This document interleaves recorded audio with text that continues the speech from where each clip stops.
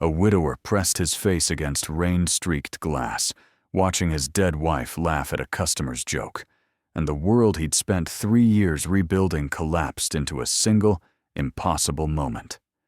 Diantha Moreau had been ash and memory for 36 months, yet there she stood, breathing, moving, alive in ways that defied every law Xavier thought governed reality. His daughter tugged at his sleeve, hungry and impatient, but Xavier couldn't move, couldn't think, couldn't reconcile the woman pouring coffee inside that strange restaurant with the body he'd watched lowered into frozen ground. What he didn't know yet was that walking through that door would cost him everything he thought he wanted. Before we continue, hit subscribe and let me know in the comments where you're watching from.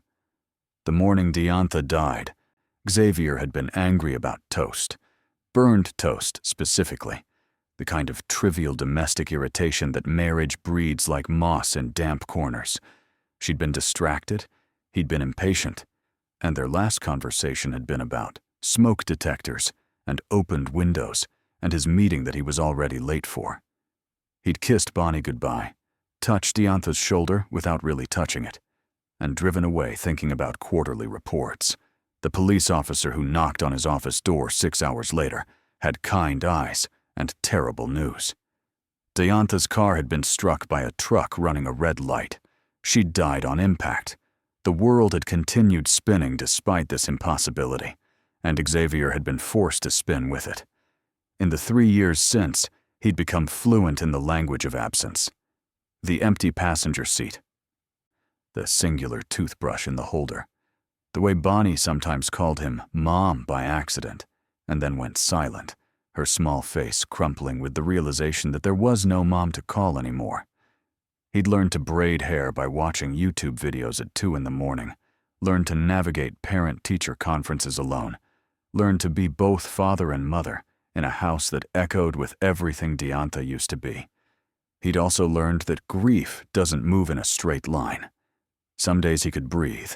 Some days the weight of her absence pressed down like water, like he was drowning in air. And some days, like that October evening when he'd taken Bonnie out for her favorite noodles because he'd burned dinner again, some days he could almost pretend they were okay.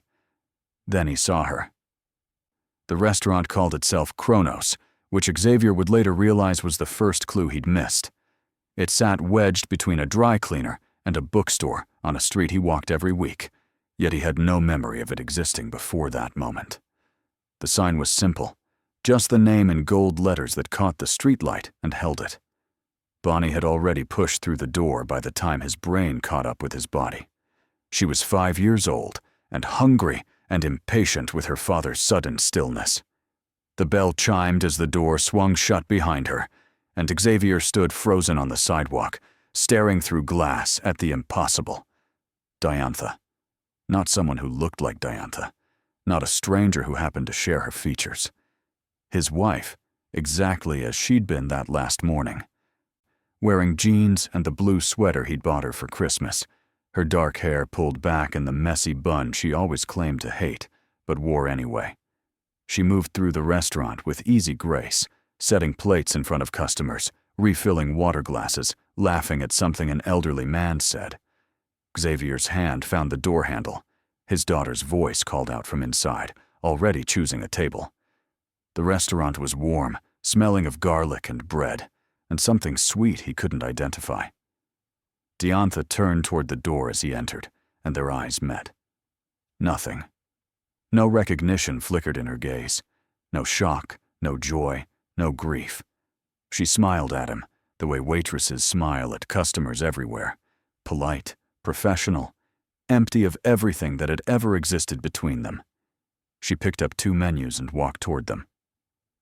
And Xavier thought he might actually die right there in the doorway. 2 for dinner, Diantha asked, her voice exactly as he remembered it, except it held none of the intimacy that voice had once carried when it whispered his name in darkness. Bonnie bounced in her seat, oblivious, already examining the menu. Xavier couldn't speak. He managed a nod, let Diantha lead them to a booth by the window, accepted the menus she handed him with fingers that had forgotten how to grip anything solid. She wrote their drink order on a small pad, lemonade for Bonnie, water for him, and walked away. Just walked away, as if she hadn't just destroyed every law of nature Xavier thought he understood. "Dad?" Bonnie was looking at him strangely. "Why are you crying?" He hadn't realized he was. Xavier tried to leave twice during dinner. His body rejected the impossible. His hands shook, his throat closed, his mind spun in circles trying to find a rational explanation that didn't exist. But Bonnie was happy for the first time in days, chattering about school and her friend Olivia's upcoming birthday party, and he couldn't destroy that. So he stayed. He watched Diantha move through the restaurant, watched her smile at strangers, watched the way she pressed her hand to the small of her back when she'd been standing too long, a gesture so achingly familiar it hurt to witness. She never looked at him twice, never showed a hint of recognition. When she brought their food, her hand steady and her eyes empty of him, Xavier had to bite the inside of his cheek to keep from screaming. The restaurant was busier than it should be for a Tuesday evening. Couples occupied most tables, talking in low voices, some holding hands across checkered tablecloths, a few families scattered throughout.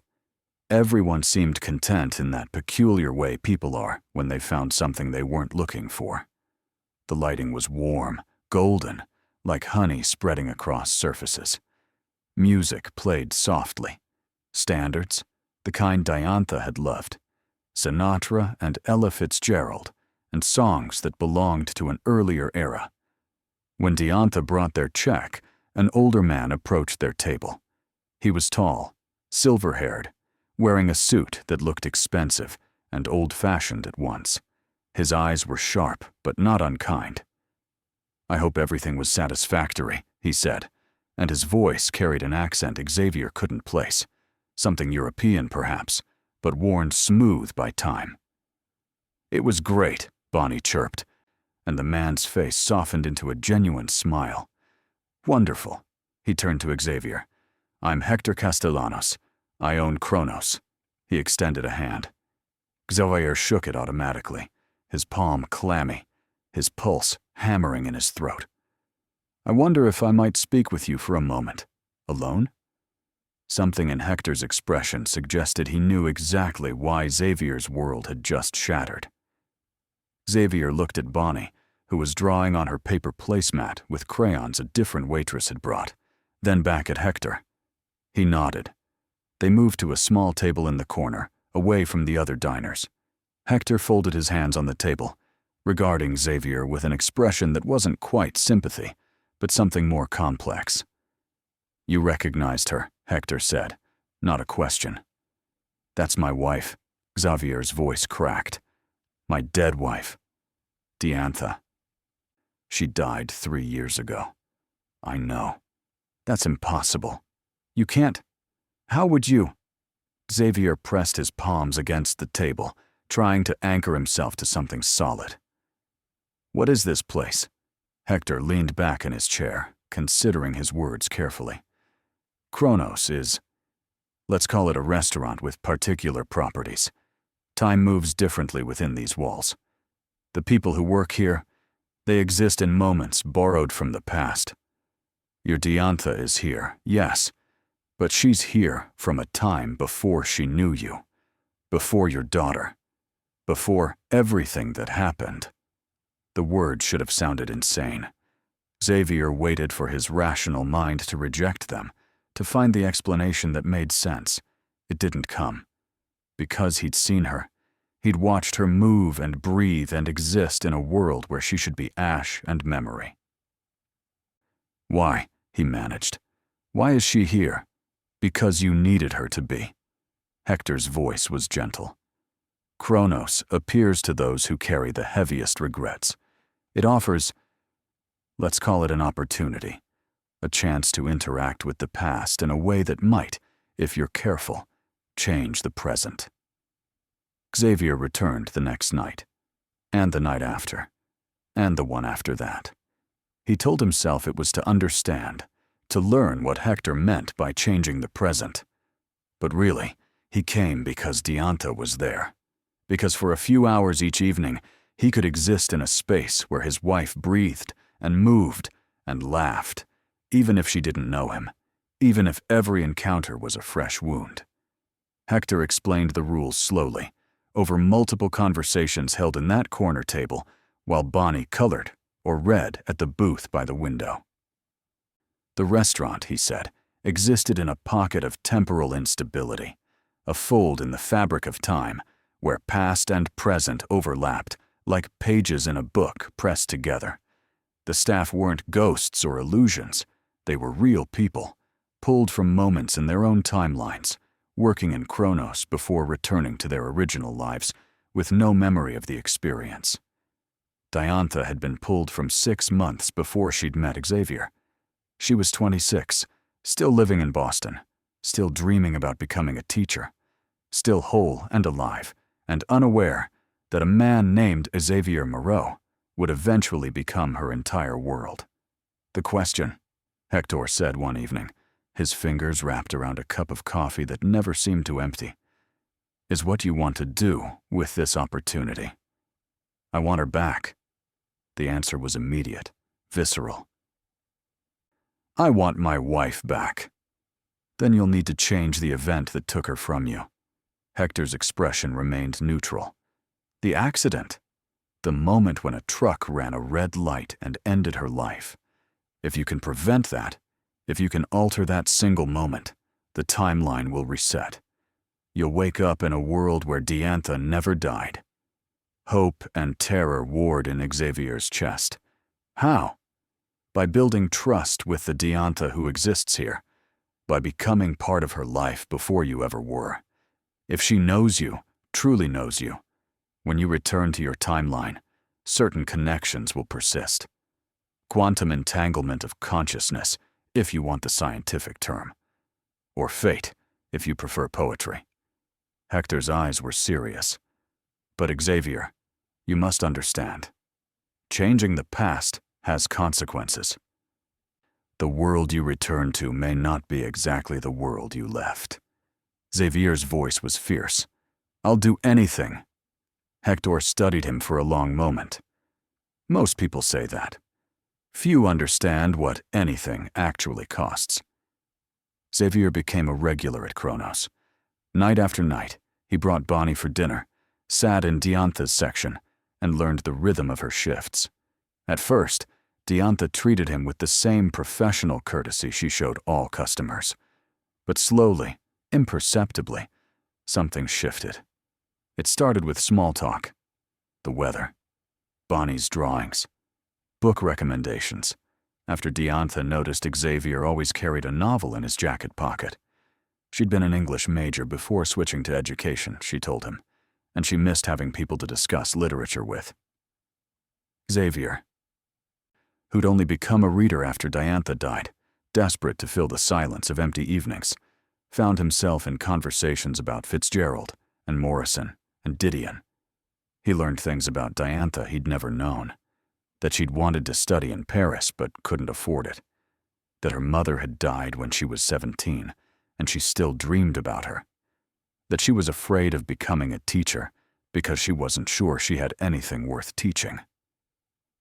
Xavier listened, cataloged every detail, fell in love with her all over again, even though this Diantha had never loved him at all. The hardest part was Bonnie. His daughter adored Diantha immediately. In that way, children sometimes recognize kindred spirits. She drew pictures for her, saved the best stories from school to share with her, asked if Diantha could sit with them when she had breaks. And Diantha, who didn't know she was sitting with her own daughter, was charmed. She played along with Bonnie's games, admired her drawings, asked questions about her life with the gentle curiosity that had always made her a natural with children.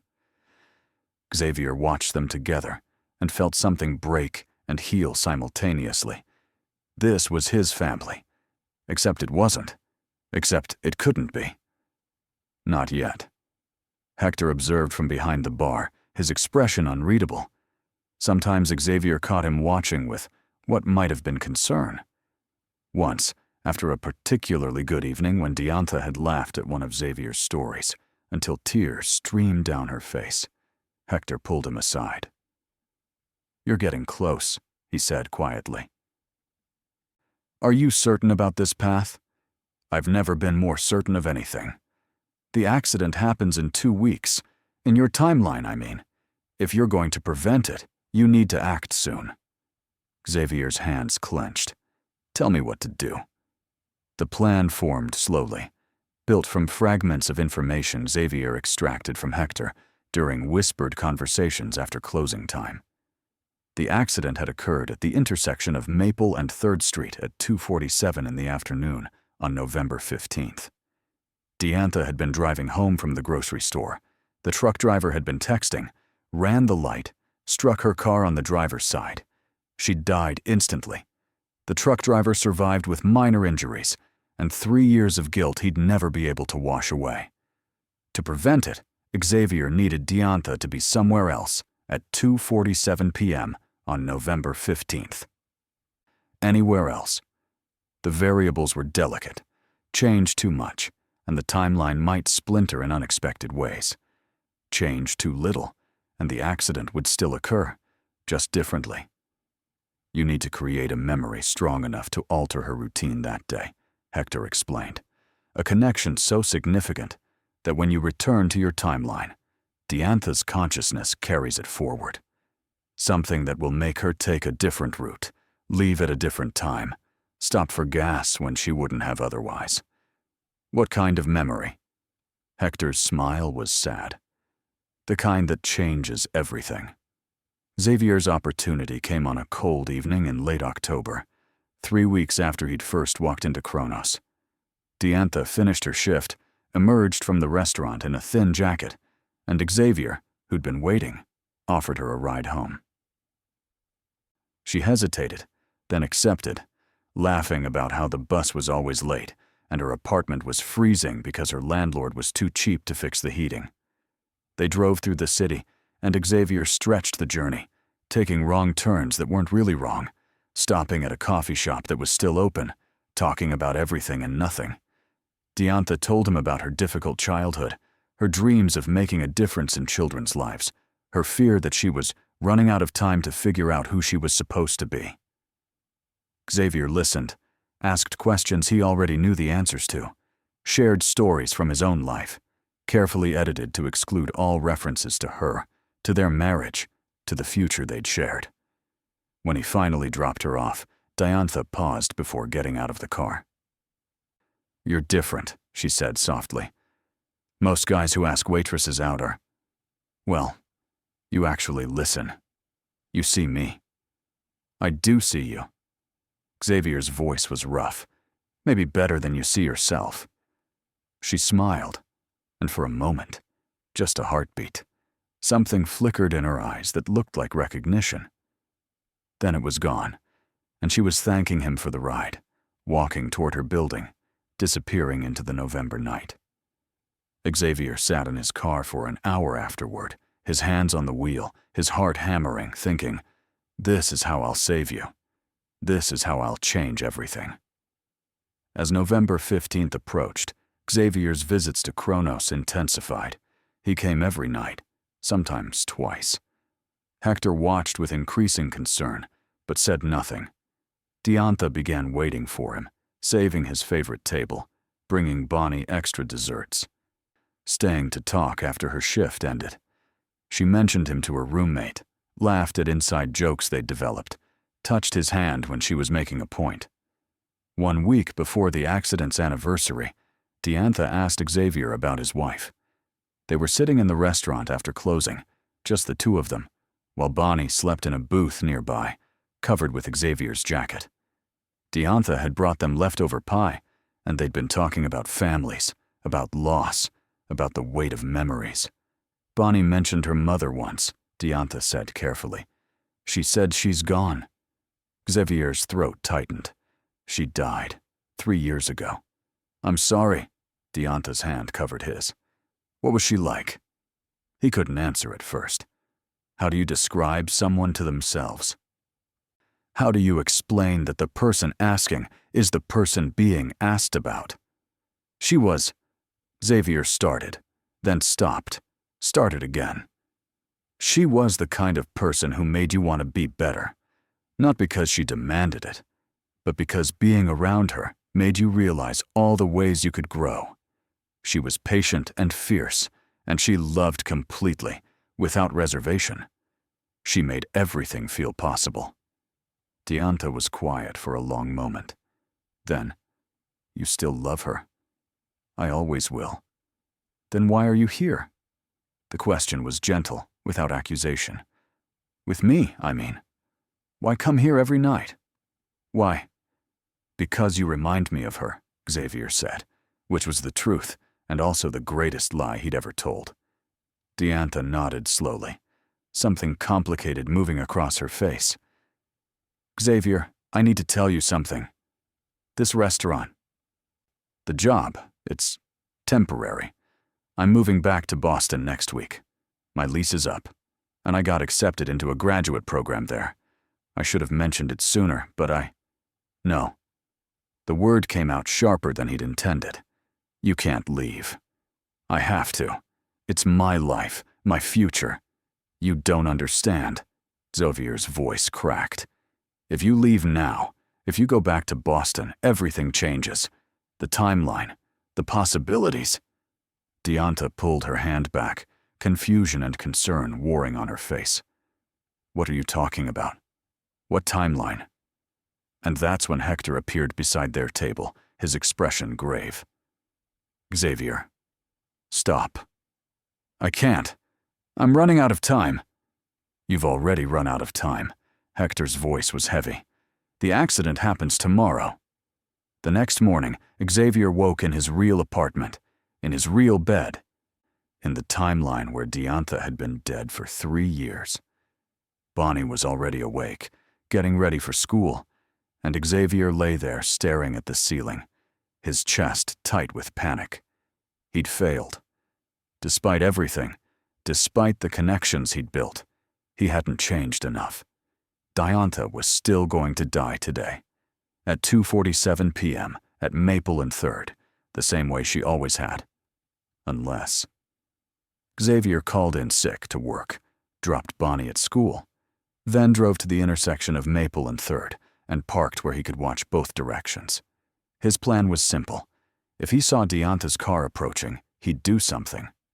Cause a minor accident, block the intersection, anything to keep her from being in that exact spot at that exact moment. But at 2:30, his phone rang. The hospital. Bonnie had fallen on the playground and broken her arm. Could he come immediately? Xavier's hands shook as he gripped the phone, the universe offering him a choice. His daughter, who needed him now, or his wife, who was about to die. He couldn't be in both places at once. He chose Bonnie. Of course he chose Bonnie. He drove to the school, held his crying daughter, rode with her to the hospital, stayed by her side while they set the bone and wrapped it in a cast. He was present, attentive, everything a father should be. And at 2:47 p.m., while the doctor was explaining post-fracture care, Diantha Moreau died exactly as she had the first time. Except when Xavier finally made it home that evening, exhausted and grief-stricken, Bonnie asleep in her bed with her new cast, he found a note on the kitchen table, in Diantha's handwriting. Impossible, but there. Xavier, you tried so hard to change the wrong thing. The accident wasn't the problem. The morning before was. You left angry. I left sad. We both left without saying what mattered. Time doesn't give us do-overs, but love does. Every morning is a chance to choose each other again. Don't waste them. Love, Diantha, who saw you, always. Xavier's legs gave out. He sank to the floor, the note clutched in his shaking hands, and finally understood. Hector's warnings about consequences, the way Diantha had looked at him that last night in Kronos, the question she'd asked, "Why are you here?" The restaurant hadn't been about preventing her death. It had been about understanding his regret. Not that she'd died, but how he'd loved her while she lived. Xavier never found Kronos again. The next evening, he walked past where it had been, and found only the dry cleaner and the bookstore. No golden sign, no impossible space between them. Hector Castellanos, if that had been his real name, had vanished along with the restaurant. So had the version of Diantha who'd worked there, who'd existed in a moment before their love had begun. But the note remained. Xavier kept it folded in his wallet, proof that something had happened, that the impossible had briefly become real. He read it on hard mornings, when the weight of loss felt too heavy, when he found himself angry at circumstances he couldn't control. Bonnie's arm healed. Life continued its relentless forward motion. Xavier learned to stop mourning what he'd lost and started honoring what he'd had. He went to therapy, joined a grief support group, started dating eventually. Nothing serious, but enough to remind him that his heart could still open to another person, even if that person could never be Diantha. On the 3-year anniversary of Diantha's death, Xavier took Bonnie to the cemetery. They brought flowers, told Diantha stories about their lives, about the things they wished she could witness. Bonnie was 11 now, growing into a person Diantha would have been proud of. Smart and kind and resilient in ways that children who've lost a parent too young often are. "Do you think Mom can hear us?" Bonnie asked, her hand in Xavier's. "I think love transcends a lot of boundaries." Xavier squeezed her fingers. Time, distance, even death. "I think when you love someone completely, they're always with you in some way." That's a nice thought. It's the only thought that makes any of this bearable. They stood there for a while longer, father and daughter, beside the grave of someone they'd both loved. The November wind was cold, carrying the smell of distant rain. Xavier thought about parallel timelines, about restaurants that existed between moments, about the version of himself who'd tried so desperately to change the past that he'd nearly missed the present. The thing about time travel, Xavier had learned, is that you're always doing it.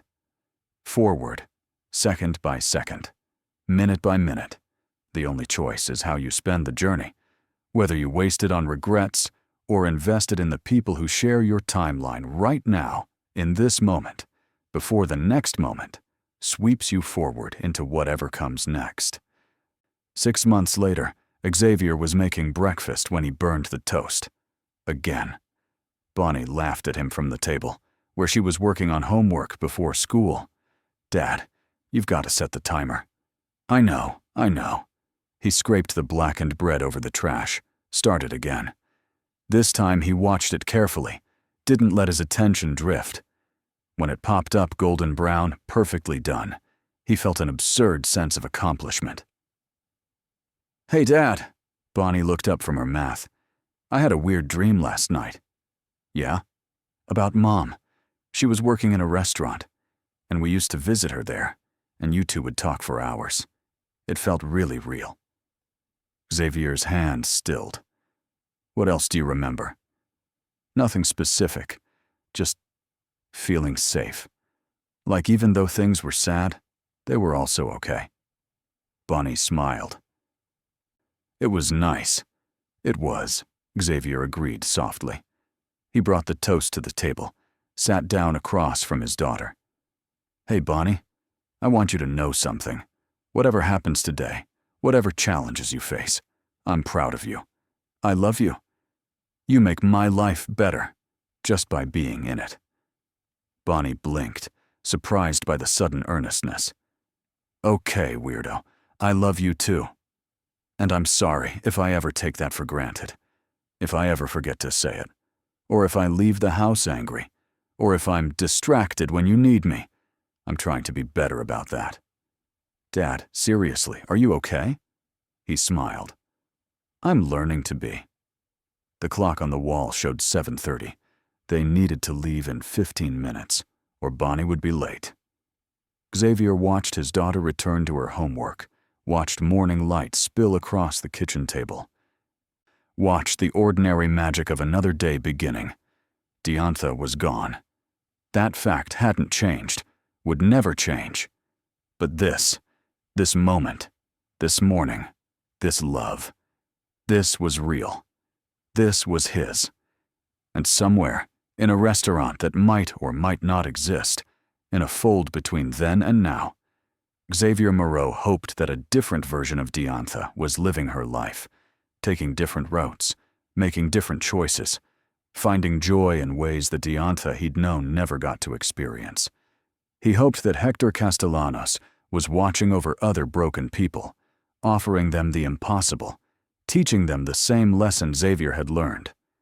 You can't change the past, but you can change how you carry it forward. The toast was perfect. Xavier had finally learned to pay attention.